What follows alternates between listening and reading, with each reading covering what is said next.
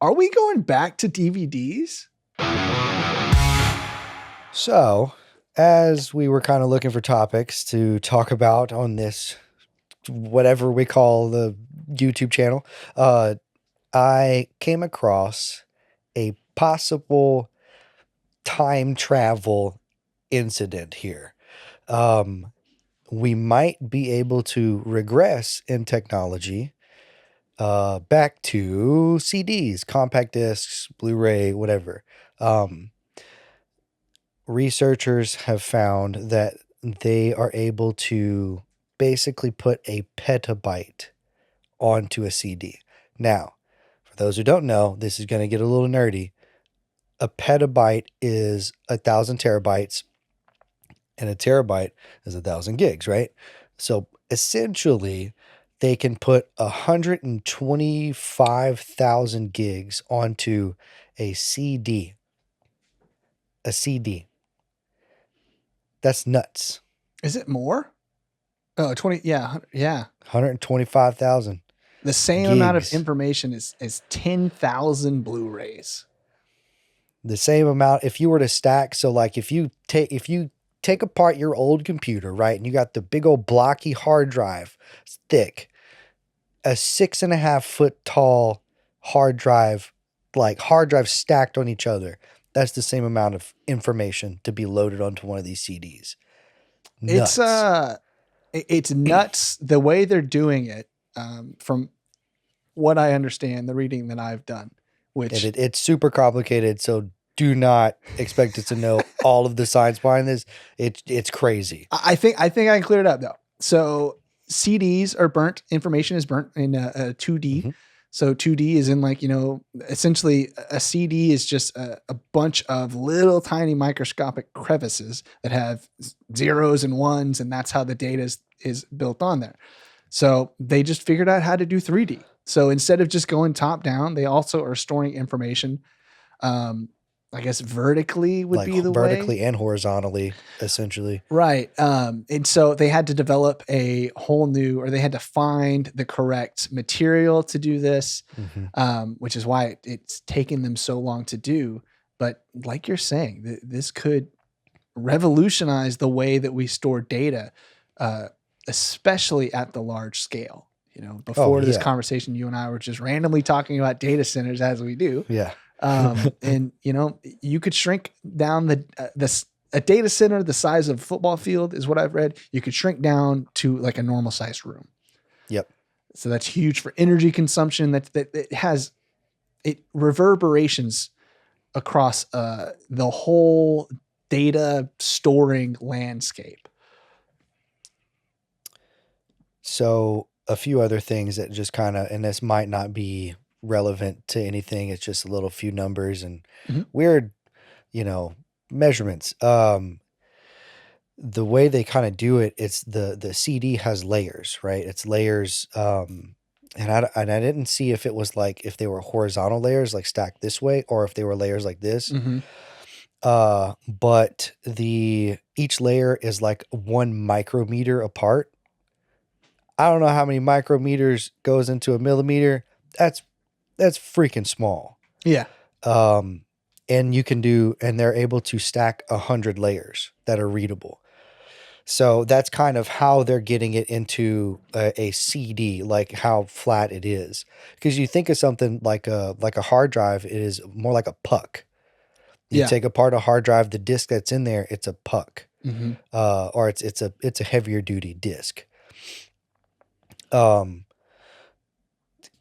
I think the main thing to really talk about here too, to make sure that everyone understands, is that this is at the research level right now.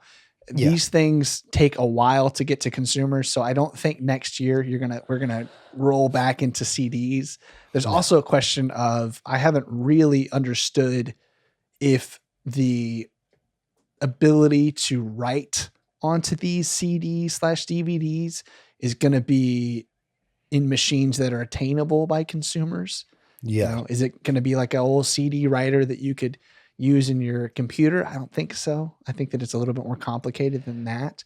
Well, I think the what I saw on a couple of different articles, it's like, okay, your CD player has like one laser lens, right? And it shines a laser, reads it. This one has two. So there's like one that it like at the 2D level and at the 3D level. So like one moves through the layers and then it scans that layer.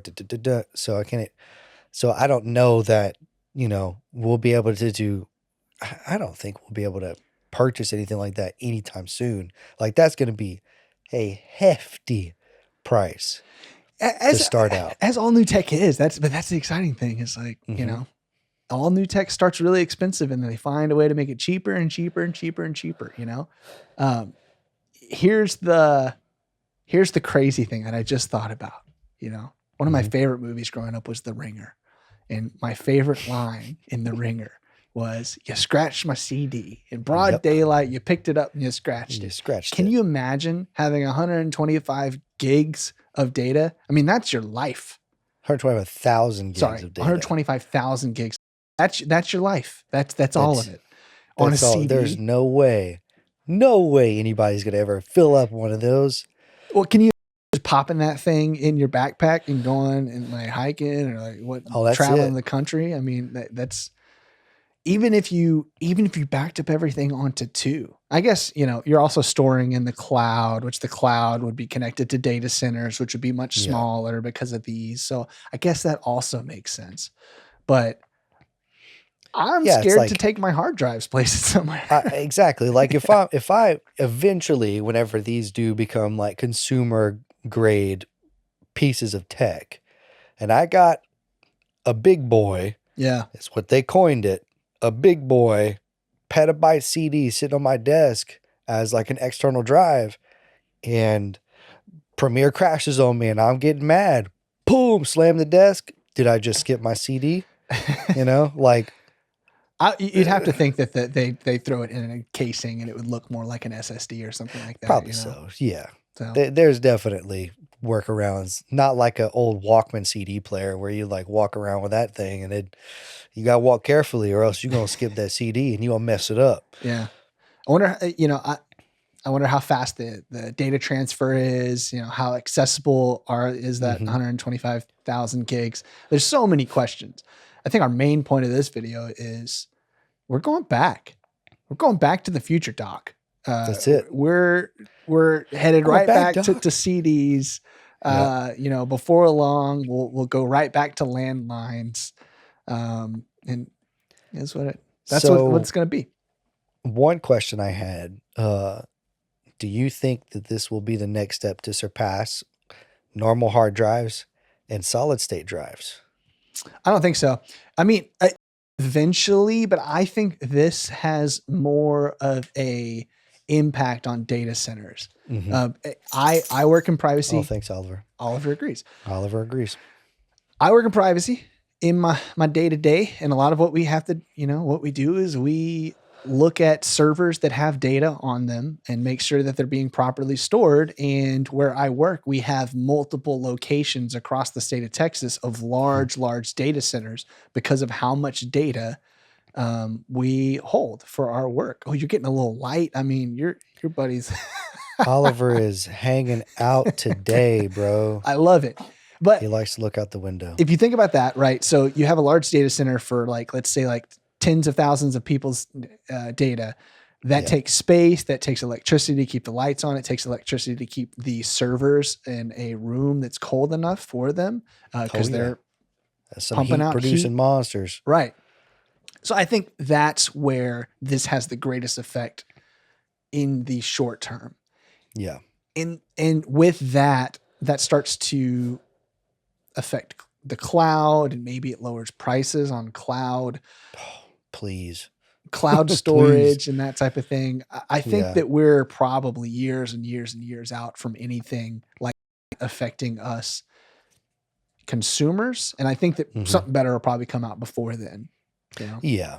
Cause I mean, dude, like the transition from like hard drives, like physical hard drives to SSDs to solid states, that was nuts. Cause like a lot of the issue with the hard drive is it's got moving parts in it. It's a spinning disk. And so if you drop that or whatever, like you can damage it. Solid state is basically a beefy USB drive. There's no moving parts, you know? So there's a lot less room for error. Now, this is my IT side showing, and this is kind of geeky, but the downside to SSDs are if it is failing, it will just fail. So it's a like hard drive will gradually fail. Okay. So if you have a computer with SSD and you boot it up and it doesn't boot or whatever, you run diagnostic on it, hard drive failed, you got SSD in there, yeah, you probably need to send that off and get your stuff recovered, because D-Mallett over here can't do that. I can do it whenever the hard drive is still going. Right. But so that jump was pretty significant, you know, the moving and non-moving parts. So it should be interesting to see the jump from SSDs to the big boys. Yeah, and the prices too, right? You know, new technology is expensive, and as we continue on this path of, you know, developing, I would say older technology, but our current technology, like SSDs, every year they're getting bigger and they're getting cheaper, right? Well, I mean, comparative to inflation, but yeah. Well, we kind of went backwards with SSDs because like we had flash drives for a long time, and they just figured out how to put more onto them. Yeah. That was it, you know. Kind of goes back to a conversation we had very early on in this channel, podcast, whatever you want to call it now, about how, you know, a lot of electricity is still generated using steam. Humans tend to like find out what works, and we just like try to make that more and more efficient. We're really trying to do the same thing, the same trick in a different way. This feels like that, but it feels like a really big step that could revolutionize our future. Yeah. Well, I mean, that's all I really have on the big boy, the petabyte CD. The big boy. That sounds like the beginning of, watch, they're going to put an AI on one of these CDs, and that's going to be, you know, we're going to have to defeat the big boy one day when the big boy tries to take over the world. Yeah. Well, let us know if you can actually fit 1,000 terabytes or 125,000 gigs worth of data on something. If you have that amount of data, videos, pictures, if you got that much in pictures, you got something wrong with you. You're going to get investigated. Yeah, there's a problem there. If you have a bunch of movies that you pirated, don't let us know that because that might be incriminating. Well, you know, if you don't have that much, let us know. Just to throw down in what would your guess of how many gigs is your life? How many gigs are you using right now for your life? I have a lot.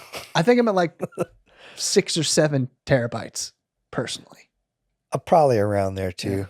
You know, mostly videos throughout various mediums. Yeah. Went with my wife to the LBJ ranch today and took some video of cows that I'm not going to do anything with, but it's going to be stored. Wish I had a big boy.